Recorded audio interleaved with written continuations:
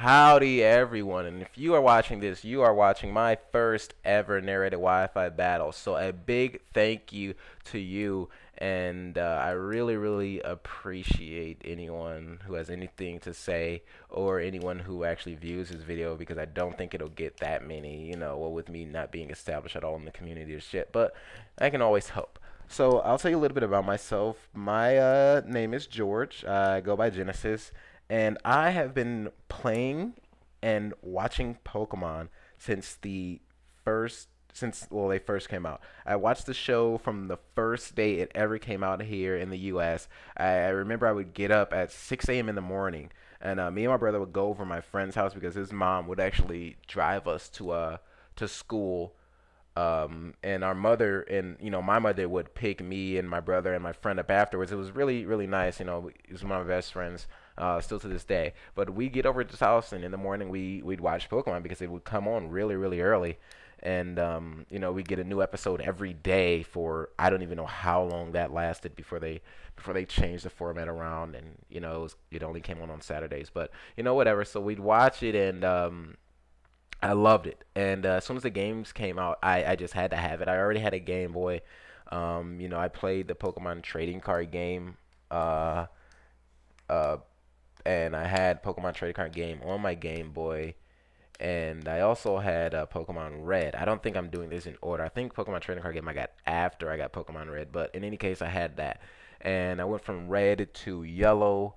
And then a few years later, I got a Game Boy Color. And then I got Pokemon Gold because I was a noob, and my brother got Silver, and he whooped my ass with his Lugia, and my hoe couldn't do anything, and yeah, and so I went from Gold to Crystal, and then I got Sapphire, and my brother got Ruby, and I got Emerald, and I like to say that without any hacks whatsoever, um, because I actually ended up getting Fire Red and Leaf Green, and I traded with so many people from so many different places. I had a lot of friends from a lot of different places, and I went to all of the events that would come up in or around where I live. But in Emerald, I had every single Pokemon, all 386 in my Pokédex because I was actually quite sweet at that one.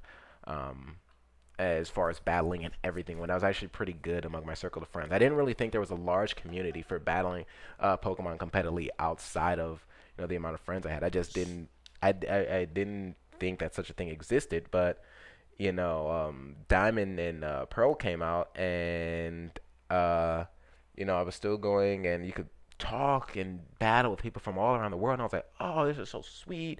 And I just traded and all this good stuff. And I got pretty close having all 493 in Diamond, but I never did. And I just stopped playing it after a year because I didn't think there was anything else I could do. Um, and about this time last year, I started, or I first started watching Pokemon narrated Wi-Fi battles on YouTube. I realized like all of a sudden that this thing existed.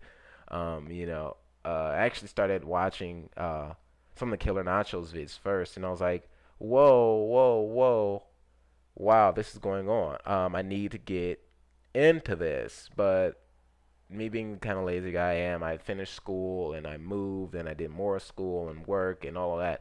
And I didn't actually seriously consider doing anything until Black and White came out. Like I watched tons of videos, like I said, starting last year up until now, and with this being my first one, a few months after Black and White has come out, I guess that shows how long it took me to make the decision to finally do it.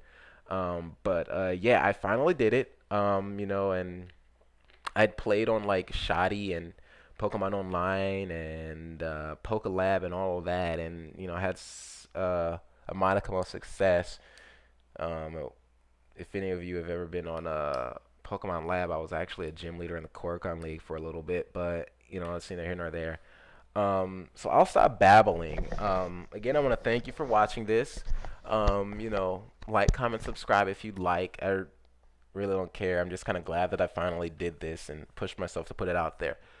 So, without further ado, I shall bring you my battle that I had against Kevin Molina, 1992. This is actually from Elo's stream, which It was only a few nights ago. I don't know exactly when this video is going to be up, but needless to say, this battle is less than 24 hours old when I'm narrating it. So, yeah. Hey everyone, and so yeah, let's get this party started. He's gonna lead out with his Ambipom, and I knew he would do that, so I just led out straight with my Spiritomb because Ambipom can't really do anything at all to Spiritomb. Now I know he's either going to want to switch or U-turn, and so I just pursued. And as you can see, that's a really good prediction because he does try to switch out, and I get the pursuit, and I get the crit, which sucks for him. But in the end, it doesn't matter because I had like 5 other pokes to take it. He goes straight out to his Breloom, and I don't think I'm faster, so I'm just gonna Shadow Sneak him. And it does a little bit of damage, and he spores. And one of the reasons I Shadow Sneak was to scout what he wanted to do. And now seeing that Spore and seeing the Toxicroak, I'm like, all right, Spore, Substitute, Focus Punch, and either Sea-Bomb or Stone Edge. And I know I can go into Sizor because he can take any of those hits and break the sub that I know he's going to want to set up. So, of course, he sets that sub up. After turn effects, he gets his poison heal. He starts focus punching, and I just bullet punch to break the sub. And I also want to fake the band. I want him to think that this is a banded Sizor, and a banded Sizor with a little bit of bulk, and so that I can take hits. So yeah, he goes for the focus punch, and right here, I should have set up because I knew he was going to switch, but for some reason I just didn't. And so yeah, this is actually a Swords Dancing bulky Sizor, but whatever. So I just go for Bullet Punch. He switches to a Azumarill like he should have because it was a really really smart thing to do. And I just go into Mew because I know whatever this Azumarill wants to do, Mew can take it because he's Mew and he's pretty much a beast. So he takes that Banded Waterfall with just a little bit under half, and after leftovers, he's not going to be able to take me out in 2 hits, and he knows that. So I guess he just wants to switch out. I am, however, going to go for Stealth Rocks because it is the best move in the game, and why not put it up, pretty soon in the battle, I should say. So now I'm going to U-turn out because I know he probably wants to Toxic, and while I do have Synchronize, I also want to switch in Metagross at some point in time because I really love Metagross. Almost as much as I love Dunsparce, but that's another story. And this Metagross is actually going to turn out to be the MVP of the match. He curses there, and I was actually kind of worried because if he gets up a couple curses, Metagross can't do anything, can't take him out, can't touch him. I would have to switch into Mew and like stall him out. But he actually switches out to Charizard, and I don't exactly know why. And it turns out to be, I don't know if it's not that great of a switch because if he kept cursing, he may have been able to get rid of all of my attacks before I could take him out. But once I got the agility up, I can, pretty much sweep a lot of pokes. I hit his Charizard with a Thunder Punch, and because it was only 50% from Stealth Rocks, and even if it wasn't, I was going to take it out anyway. But yeah, so now he brings in his Azumarill after he's seen a Thunder Punch, and I knew he was baiting me. This is the second time that I didn't listen to my gut. I knew he was baiting me, and I should have just went for the Earthquake, and instead I go for the Thunder Punch, and this Evire comes out. I'm like, oh well, whatever. Evire sucks. So yeah, because Evire sucks, and he gets outsped, and this is actually an adamant Metagross. I don't actually know what the speed calc would be. I just knew that I would be faster because Evire sucks. So yeah, I EQ him. He goes down, and now here comes the Meteor Mash, and Breloom, being the grass cannon that he is, also goes down with 1 Meteor Mash. Now he sends back in this Umbreon, which I know has Curse. So I'm like, all right, I have to hit with 2 straight Meteor Mashes or I can't take him out. So boom, I go for my first Meteor Mash, hits. I'm like, all right, sweet.